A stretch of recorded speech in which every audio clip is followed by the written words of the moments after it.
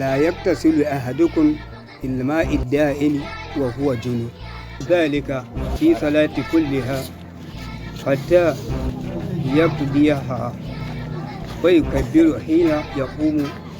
Wato shi addini in ka fahimce shi wato maslaha ce a ciki, abin da ya kai shi sauki.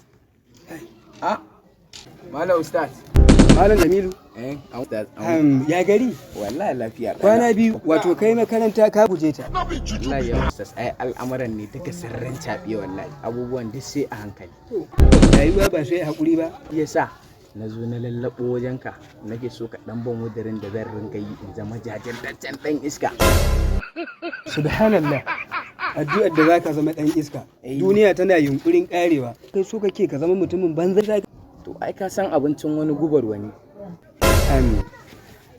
To me zai hana ka ringa karanta wato ainihin ya latif?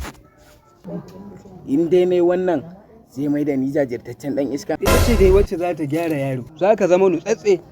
Gaskiya ustaz dan dai ina ganin mutuncin ka ne wallahi. Ya zaka zo ni ina so in zama jajirtaccen dan iska ka ringa min addu'a wai na gyaru. In na barka ma haka wallahi ka ci banda. Karka kai ya salan ku tare min sabon barawon nan.